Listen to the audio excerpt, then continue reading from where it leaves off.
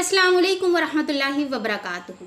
फ़िरौन और मूसा अलैहिस्सलाम का क़िस्सा कुरान में कई जगह पर आया है और अल्लाह सुब्हानहू ताला हमारे लिए इस एग्ज़ाम्पल को बार बार इसलिए रिपीट करते हैं कि आज की ज़िंदगी में ये कहाँ पर फिट हो रहा है ये हमें पता चल जाए। कुरान को पढ़ने से ज़्यादा समझने की ज़रूरत है, क्योंकि कुरान एक ऐसी किताब है कि अगर उसको हम अपनी ज़िंदगी में ले आएंगे तो ये जो हम लोग झेलते हैं ना, एंग्जाइटी, डिप्रेशन, टेंशन, आगे फ्यूचर की फ़िक्र, मुस्तकबिल का जो भी डर रहता है, वो सब इंशाल्लाह दूर हो जाएगा। कैसे रोटी कमाएंगे, कैसे रोज़ी कमाएंगे, कैसे क्या होगा, कैसे क्या नहीं होगा, ये सब का सल्यूशन इस किताब में है। और अल्लाह सुब्हानहू ताला ने इस किताब की जो वैल्यू थी वो अल्लाह सुब्हानहू ताला ने शायद सहाबा इकराम को समझा दी थी, तभी उन्होंने उससे इतने फ़ायदे उठाए। और हमने कुरान को पीछे डाल रखा है सिर्फ इसको एक रेसिटेशन बुक समझ के, कि जिसकी हम लोग सिर्फ और सिर्फ तिलावत करते हैं, उसको समझने की कोशिश नहीं करते हैं। तो सबसे पहले मैं बताना चाहूँगी कि मूसा अलैहिस्सलाम और फ़िरौन का जो क़िस्सा था उसमें एक चैप्टर था जिसमें जब फ़िरौन ने देखा कि मूसा अलैहिस्सलाम ने ला के उनके सामने अपना आसा जो है डाला और उनसे जो है दीन की दावत दी, तो उसने क्या किया, जो बनी इसराइल की कौम जिस पे वो सबसे ज़्यादा जुल्म करता था, उनका कॉन्फिडेंस जीतने के लिए इतना जुल्म करने के बावजूद उसने उनको ये दिखाया कि तुम्हारी ज़मीन है,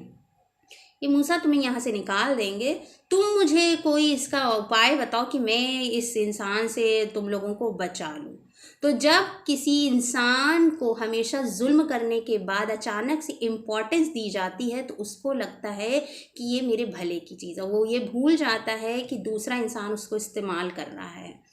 ये हम कभी खुद भी फ़िरौन हो सकते हैं और कभी हम बनी इसराइल की कौम भी हो सकते हैं। हम फ़िरौन कब बनते हैं, जब हम किसी के साथ ज्यादती करते जाते और फिर कहीं ना कहीं हमको लगता है कुछ ज़्यादा हो रहा है, इसका लेवल कुछ ज़्यादा बढ़ जाएगा, इसके सब्र की इंतहा होने वाली है, तो चलो इसको थोड़ा सा ठंडा कर देते हैं। जैसे हस्बैंड्स का होता है कि रोज़ बीवी की बेइज्जती करते हैं, रोज़ उनको जलील करते हैं, रोज़ उनकी बुराई करते हैं, रोज़ चिड़चिड़ करते हैं, लेकिन फिर हफ्ते महीने भर में एक बार कुछ घुमा लाए, आइसक्रीम ला दी या एक गिफ्ट दे दिया, और बीवी को लगता है अरे यार मारते हैं तो क्या हुआ, गाली देते हैं तो क्या हुआ, प्यार तो करते हैं। सेम केस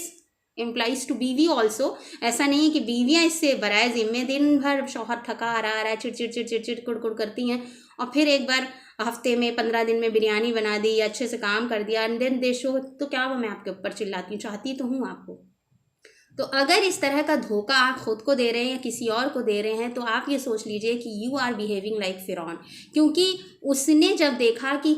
लोगों का कॉन्फिडेंस जीतने के लिए और उनका सब्र कुछ ज़्यादा हो रहा है तो उसने उनको ये लालच दिया कि तुम मेरे लिए इम्पोर्टेंस रखते हो। तो प्लीज़ अगर हम लोग इस तरह की किसी भी गलती में मुब्तला हैं या अल्लाह को धोखा देते हैं कि हर वक्त नाफरमानी और फिर एक दिन जुमे का आता है और हम पूरे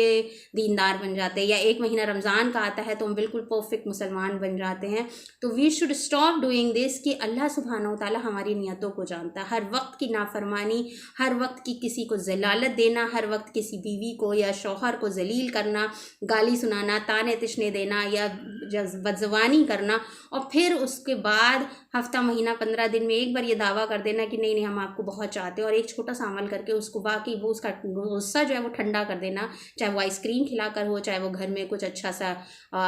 जो भी है खाना औरत बना दे या मोहब्बत का इजहार कर दे, तो ये भले उसका वक्ती तौर पे उसका गुस्सा कम कर देगी, मगर ये आपको अच्छा इंसान नहीं बना रही है। ये उस इंसान को तोड़ रहा है, ये जलील करना, ये जलालत उसके दिल को कहीं ना कहीं चोट पहुंचाती है।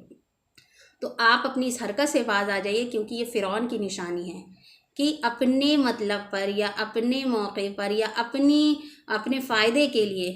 किसी की तारीफ़ कर देना या अपनी किसी भी ख्वाहिश के लिए दूसरे के सामने थोड़ा बहुत उसको जो है खुश कर देना, बल्कि ये गलत चीज़ है कि आप किसी की बेइज्जती दिन रात करें। तो स्टॉप डूइंग दिस, क्योंकि अल्लाह सुब्हानहू ताला कभी भी नहीं चाहता है कि आप उसके किसी बंदे को तकलीफ़ देते रहें और कभी कदार महीने 15 दिन में उसको ला के किसी ऐसी चीज़ से खुश कर दें कि वो सारा गुस्सा भूल जाए। ठीक है, आपको कोशिश करनी चाहिए, but it should not be for your own benefit. अपने फ़ायदे के लिए अगर आप ये कर रहे हैं तो गलत चीज़ है। हाँ, अगर आप अपनी इस्लाह के लिए कर रहे हैं, आप चाह रहे हैं कि हाँ नहीं मेरे से गलती होती है, और अगर आप इस्लाह, क्योंकि नियतों का दारोमदार अल्लाह पर अल्लाह जानता है। नियत तो सारा अमाल का दारोमदार नियत पे है। अगर आपकी नियत ठीक है तो अल्लाह बेहतर जानता है, आपको क्लैरिफाई करने की ज़रूरत नहीं है। तो अगर आप इस रिश्ते को बनाने के लिए या कुछ भी करने के लिए अगर मेहनत कर रहे हैं तो इट्स वेल एंड गुड। लेकिन अगर आपका रोज़ का रूटीन है गाली गलौज, चिल्लाना, चीखना, बीवी की बेइज्जती करना, या बीवी की आदत है शौहर को ताना तिशना देना, कमाते नहीं हो, इतना होता नहीं है, कैसे जी रहे हो,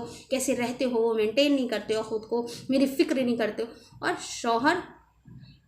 जाहिर सी बात है he will go in depression, he will go for in anxiety और जो भी है। तो इन चीज़ों से बचें। और अल्लाह सुब्हानहू व तआला ने अगर कोई चीज़ कुरान में बताई है, एक एक चीज़, एक एक वर्ड अल्लाह सुब्हानहू व तआला ने कुछ ना कुछ हिकमत की वजह से बताया। तो कोशिश करें अपनी ज़िंदगी में, अपने बच्चों की ज़िंदगी में कुरान को दाखिल करने, क्योंकि जब कुरान आ जाता है ना तो इंसान सही रास्ते पर आ जाता है, उसको अपने हर मसले का हल दिखता है। तब औरत को भी समझ में आता है कि क्या मैं बनी इसराइल की कौम की तरह सिर्फ गाली खाते खाते खाते आदत बना ली और कभी कभी एक बार अच्छा हो जाता है, तो क्या ये जुल्म सहना ठीक है? या शौहर के साथ अगर मैं ये बर्ताव कर रही हूँ तो क्या ये ठीक है? हर वक्त का ताना तिशना जुल्म ही हुआ ना। तो कोई भी इंसान ये कर रहा हो वो माफ़ नहीं होगा, चाहे वो